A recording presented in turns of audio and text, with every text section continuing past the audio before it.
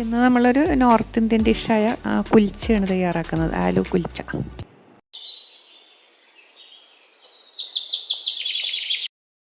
ശരിക്കും ഇതുപോലെ കുൽച്ചയൊക്കെ കഴിക്കുന്നത് പഞ്ചാബികൾ തന്നെയാണ് കേട്ടോ. അപ്പോൾ നമുക്ക് ഇതുപോലെ ഇടയ്ക്ക് ഉണ്ടാക്കി നോക്കിയാൽ നല്ലതല്ലേ.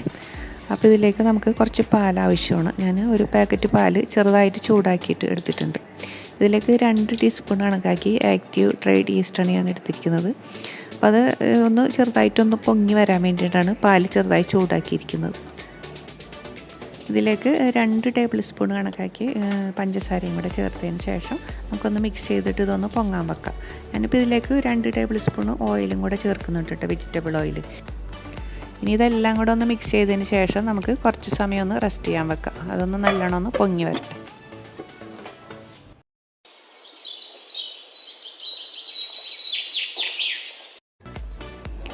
ഇനി ഇതുണ്ടാക്കാൻ വേണ്ടി നമുക്ക് കുറച്ച് മൈദ കുഴച്ചെടുക്കണം. ഞാനിപ്പോൾ ഇവിടെ ഒരു സ്റ്റാൻഡ് മിക്സർ യൂസ് ചെയ്തിട്ടാണ് ഇത് കുഴച്ചെടുക്കുന്നത്, പെട്ടെന്ന് തന്നെ കുഴഞ്ഞ് കിട്ടാൻ വേണ്ടിയിട്ട്. നമുക്കിത് എളുപ്പത്തിൽ കൈ കൊണ്ട് തന്നെ നന്നായിട്ട് കുഴച്ചെടുത്താൽ മതി കേട്ടോ. കുറച്ച് ഉപ്പ് ചേർത്ത് കൊടുത്തിട്ടുണ്ട് ഞാൻ.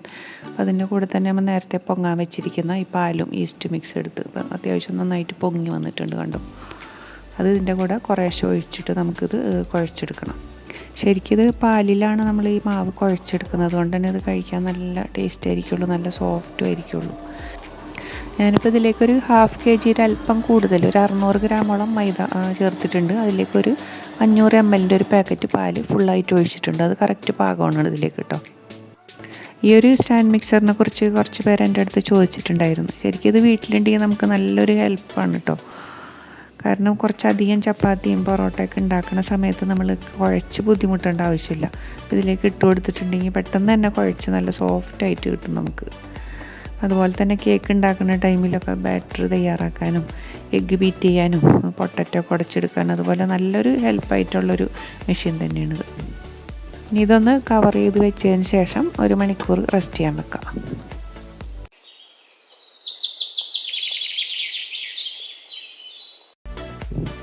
ഇനി മാവ് പൊങ്ങി വരുന്ന സമയം കൊണ്ട് നമുക്കിതിനുള്ള ഫില്ലിങ് തയ്യാറാക്കാം. നമ്മളിപ്പോൾ പൊട്ടറ്റോ വെച്ചിട്ടാണ് ഇത് ഫില്ല് ചെയ്യുന്നത്. അപ്പോൾ അതിന് 1/2 kg പൊട്ടറ്റോ ഞാൻ ബോയിൽ ചെയ്ത പൊട്ടറ്റോ ആണ്.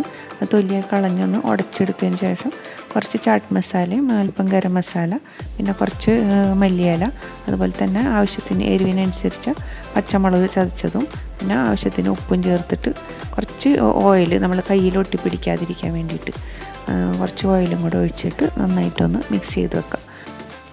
ഇതിലേക്ക് ഈ ചാട്ട് മസാല ചേർക്കുമ്പോഴാണ് നല്ലൊരു ഫ്ലേവർ കിട്ടുന്നത് ഈ പൊട്ടറ്റോ മിക്സിന്.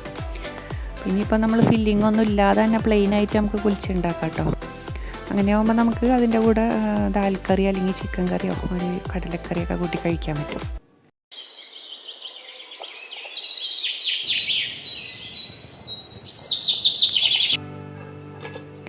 ഇപ്പം നമ്മൾ പൊങ്ങാൻ വെച്ച മാവ് കണ്ടോ നല്ല ഫ്ലഫിയായി വന്നിട്ടുണ്ട്. 1 മണിക്കൂറിന് ശേഷം ഈസ്റ്റും പാലൊക്കെ ചേർത്തിട്ട് കുഴച്ച് വെച്ചതല്ലേ, നല്ല സോഫ്റ്റായിട്ട് വന്നിട്ടുണ്ട്. എന്നാൽ ഒരുപാട് ടൈറ്റും അല്ല കേട്ടോ. ഈ ഒരു പരുവത്തിലിരിക്കണം, അധികം ലൂസും ആവാൻ പാടില്ല, ഒരുപാട് ടൈറ്റും ആവരുത് മാവ്. അതൊരു പരുവത്തിലെടുക്കണം നമ്മൾ.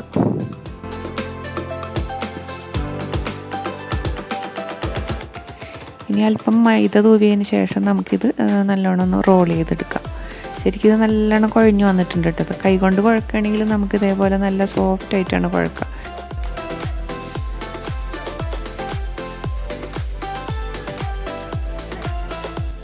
നമുക്കിത് ഒരു 12 പീസായിട്ട് ഞാൻ മുറിക്കുന്നുണ്ട് കേട്ടോ ഇത് റോൾ ചെയ്തതിന് ശേഷം. ഉണ്ടാകുമ്പോൾ തീരെ ഒട്ടിപ്പിടിക്കണമൊന്നുമില്ല, എന്നാൽ ഒരുപാട് ടൈറ്റും അല്ല മാവ്. ഒരു പരുവത്തിൽ നമ്മൾ എടുക്കണം.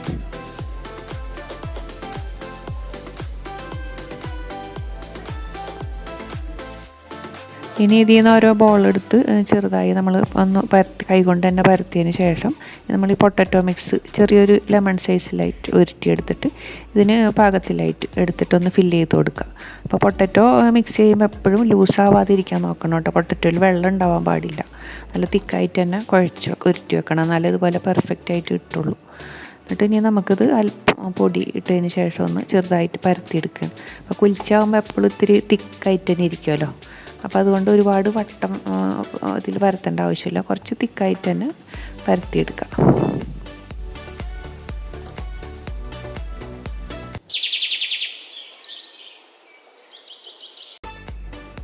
ഇപ്പോൾ നമ്മൾ എല്ലാം അല്പം തിക്കി തന്നെ പരത്തിയെടുത്തിട്ടുണ്ട്. ഇനി ഇത് വെക്കുമ്പോൾ നമ്മൾ ഒട്ടിപ്പിടിക്കാതിരിക്കാൻ അല്പം മൈദ തൂവിയിട്ട് വേണം വെച്ച് കൊടുക്കണമെങ്കിൽ കേട്ടോ. ഇനി പെട്ടെന്ന് ഒട്ടിപ്പിടിക്കരുത് കുറച്ച്. അപ്പോൾ ഇത് ഞാൻ ഇതിൻ്റെ മേലൊക്കെ നമ്മൾ ചുടുന്നതിന് മുമ്പായിട്ട് കുറച്ച് പച്ചമല്ലി ഒന്ന് ക്രഷ് ചെയ്തിട്ട് കുറച്ച് ഇട്ട് കൊടുക്കുന്നുണ്ട്. അതിൻ്റെ മേലെ ഇത്തിരി ചില്ലി പൗഡറും പിന്നെ കുറച്ച് മല്ലിയിലയും കൂടെ ഇട്ട് കൊടുക്കുന്നുണ്ട്. അതിന് ശേഷമാണ് നമ്മളിത് ചുട്ടെടുക്കുന്നത്. നമ്മളിപ്പോൾ ഇതൊരു പാനിൽ വെച്ചിട്ടാണ് ചുട്ടെടുക്കുന്നത്. അപ്പോൾ കുറച്ച് ബട്ടർ ഇട്ടതിന് ശേഷം നമ്മൾ ഒരു മീഡിയം ഫ്ലെയിമിലാക്കിയിട്ട് ഇത് വെച്ച് കൊടുക്കുക. ഒരുപാട് തീ കൂട്ടരുത് കേട്ടോ, അപ്പോൾ ഇത് പെട്ടെന്ന് കരിഞ്ഞു പോകും. ശരിക്കും അവരിത് ഒരു തന്തൂരി അടുപ്പിൽ വെച്ചിട്ടാണ് ഇതുപോലെ ഉണ്ടാക്കിയെടുക്കുന്നത്, അതിന് ബേക്ക് ചെയ്തെടുക്കുന്നത് കേട്ടോ. നമുക്കത് ഇതുപോലെ ഫ്രൈ പാനിൽ വെച്ചിട്ടുണ്ടാക്കുക. അതല്ലാന്നുണ്ടെങ്കിൽ നമ്മുടെ ഓവനിൽ വെച്ചിട്ട് നന്നായിട്ട് തന്നെ ബേക്ക് ചെയ്തെടുക്കുക. അപ്പോൾ ശരിക്കും നല്ല പെർഫെക്റ്റ് ആയിട്ട് കിട്ടും. ഓവൻ ബേക്കിംഗാണ് ഇതിന് കൂടുതൽ നല്ലത് കേട്ടോ. അപ്പോൾ അതല്ലാന്നുണ്ടെങ്കിൽ നമുക്കിതുപോലെ ഫ്രൈ പാനിൽ വെച്ചിട്ട് ബട്ടർ വെച്ചിട്ട് 2 സൈഡിലും ബട്ടർ വെച്ചിട്ട് ഒരു മീഡിയം ഫ്ലെയിമിലിട്ടൊന്ന് മൊരിച്ചെടുക്കുക. ശരിക്കും ഇത് കഴിക്കാൻ സൂപ്പർ ടേസ്റ്റ് ആയിട്ടുള്ളൊരു സാധനം കേട്ടോ. ഒരു പ്രാവശ്യമെങ്കിലും നിങ്ങളിതുപോലെ ഉണ്ടാക്കി നോക്കണം. അതുപോലെ ഇതിൻ്റെ ഫില്ലിങ് നമുക്ക് പൊട്ടറ്റോക്ക് പകരം ചിക്കൻ അല്ലെങ്കിൽ പനീരിൻ്റെ മസാല ഉണ്ടാക്കി വെക്കാം. അധികം നോർത്ത് ഇന്ത്യൻസ് ശരിക്കും പൊട്ടറ്റോയും പനീരൊക്കെ നന്നായിട്ട് യൂസ് ചെയ്യുന്നവരാണല്ലേ. ഇതിപ്പോൾ നമ്മൾ ഓവൻ ബേക്കിംഗ് ആണെങ്കിൽ ഒരു കുക്കി സ്റ്റൈലാണ് ഞാനിപ്പോൾ വെച്ചിരിക്കുന്നത്. കുറച്ച് ബട്ടർ തേച്ചതിന് ശേഷം ഈ കുലിച്ച വെച്ച് കൊടുക്കുക. അപ്പോൾ അതിൻ്റെ മേലെ കുറച്ച് ബട്ടറും കൂടെ തേച്ചതിന് ശേഷമാണ് ഞാൻ ഓവനിലേക്ക് വെക്കുന്നത്. അപ്പോൾ പ്രീ ഹീറ്റ് ചെയ്ത ഓവനിലേക്ക് നമ്മൾ 180 ഡിഗ്രിയിൽ ഒരു 15 മിനിറ്റിൽ ഇത് ആയി കിട്ടും. നമ്മൾ ഓവൻ്റെ ചൂടനുസരിച്ചിട്ടാണ് കൂടിയും കുറഞ്ഞിരിക്കും. അപ്പോൾ നമ്മൾ ശരിക്കും ബേക്ക് ചെയ്യുമ്പോഴാണ് ഇത് കൂടുതൽ നല്ല പെർഫെക്റ്റായിട്ട് കിട്ടുന്നത്.